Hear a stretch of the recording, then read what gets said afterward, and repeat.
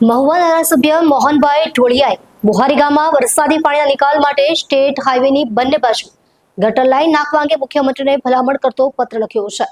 જોકે આ પ્રસ્તાવનો સમગ્ર બુહારી ગ્રામ પંચાયત તેમજ ગામ લોકો દ્વારા ઉગ્ર વિરોધ કરવામાં આવી રહ્યો.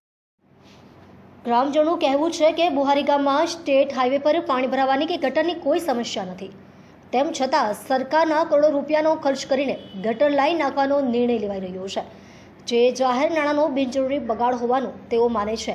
વિરોધ કરનારાઓનો આક્ષેપ છે કે જો ગટર લાઈનનું કામ કરવામાં આવશે તો નદીના કિનારે અને આસપાસ ધંધો રોજગાર કરતા અંદાજે 200 જેટલા લોકોની રોજીરોટી પર સીધી અસર પડશે અને તેમના પરિવારની આર્થિક સ્થિતિ પણ મુશ્કેલીમાં મુકાઈ જશે. આ ઉપરાંત ગ્રામજનોએ વધુ એક ગંભીર આક્ષેપ કરતા જણાવ્યું કે અગાઉ આશરે 5 કરોડના ખર્ચે રિવરફ્રન્ટ પ્રોજેક્ટને મંજૂરી મળી હતી અને તેનું ટેન્ડર પણ મંજૂર થઈ ગયું હતું, પરંતુ બાદમાં ધારાસભ્યની મનમાનીને કારણે તે કામ અટકાવી દેવામાં આવ્યું હતું અને સાથે જ ગામ માટે મંજૂર થયેલી લાઇબ્રેરી યોજનાને પણ રદ કરવામાં આવી હોવાનું ગામ લોકોનો દાવો છે. આ સમગ્ર મામલે બુહારી ગામમાં ભારે અસંતોષ અને આક્રોશ જોવા મળી રહ્યો છે. ગ્રામજનોએ સરકાર સમક્ષ માંગ કરી છે કે ગટર લાઇનનું કામ શરૂ કરતા પહેલા ગામની વાસ્તવિક જરૂરિયાતોનું સર્વેક્ષણ કરવામાં આવે અને સ્થાનિક લોકોની સંમતિ બાદ જ કોઈ નિર્ણય લેવામાં આવે. દેસાઈ સરપંચ બુહારી ગત 30 તારીખે આપણા વિસ્તારના ધારાસભ્ય મોહનભાઈ ઢોળિયા દ્વારા માનનીય મુખ્યમંત્રી સાહેબને એક પત્ર લખવામાં આવ્યો કે જેમાં બુહારી સડક ફળિયાથી જૂના કુંભારવાડ સુધી 3 કરોડની રકમ મંજૂર કરવામાં આવે કે જેનાથી ગટર લાઇન અને સર્વિસ રોડ મંજૂર કરાવવામાં આવે. આ કામ કરવાથી બુહારીને 200 જેટલા સામાન્ય જનતાની રોજીરોટી છીનવાશે અને જે વિકસિત બુહારી છે એને ઉજ્જડ બનાવવા માટેનું આ ધારાસભ્યનું કારસ્તાન છે. આ કારસ્તાન એટલા માટે કહીશ કે ધારાસભ્યને કોઈ બુહારી ગામ પ્રત્યે પ્રેમ નથી.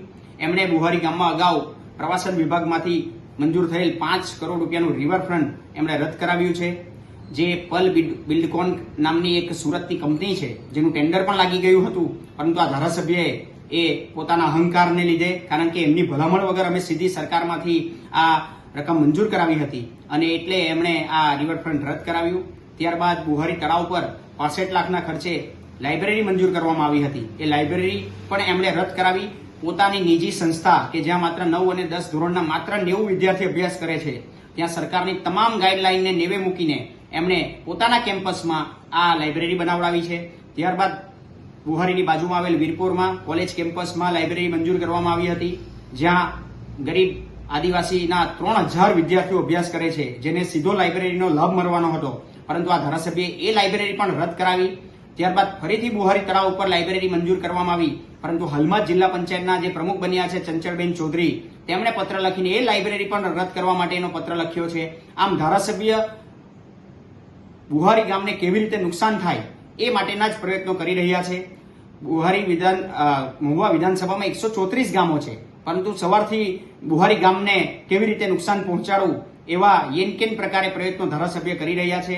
અને હાલમાં જ જે છેલ્લા 3-4 પ્રવૃત્તિ એવી એમણે કરી છે કે ગરીબ મહિલા, વિધવા મહિલાનું કેબિન, જે હાઈકોર્ટનો સ્ટે હોવા છતાં, નામદાર ગુજરાત હાઈકોર્ટે સ્ટે આપ્યો હોવા છતાં પણ અધિકારીઓ ઉપર સીએમઓનું ખોટું દબાણ લાવી કે ભાઈ સીએમઓમાં હું તમારી ફરિયાદ કરીશ એવી ખોટી અધિકારીઓ પર પ્રેશર કરીને આ કેબિન હટાડવામાં આવી છે. અને જે બાબતે આગામી 7 તારીખે નામદાર ગુજરાત હાઈકોર્ટમાં એ બાબતની સુનાવણી પણ છે અને નામદાર ગુજરાત હાઈકોર્ટે આ અધિકારીઓ પાસે લેખિત ખુલાસો પણ માંગ્યો છે.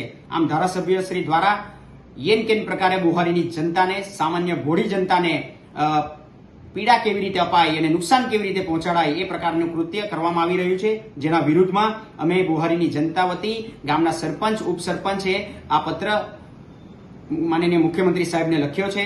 અને જો આ કામ મંજૂર કરવામાં આવશે અને બુહારી ગામની સામાન્ય જનતા સાથે જો કોઈ પણ ખિલવાડ કરવામાં આવશે તો બુહારી ગામ એ આગામી દિવસોમાં આંદોલનના માર્ગે આગળ વધી સમગ્ર બુહારી ગામ બંધ રહેશે. અને આ પ્રકારની અમે રજૂઆત માનનીય મુખ્યમંત્રી સાહેબને કરી છે.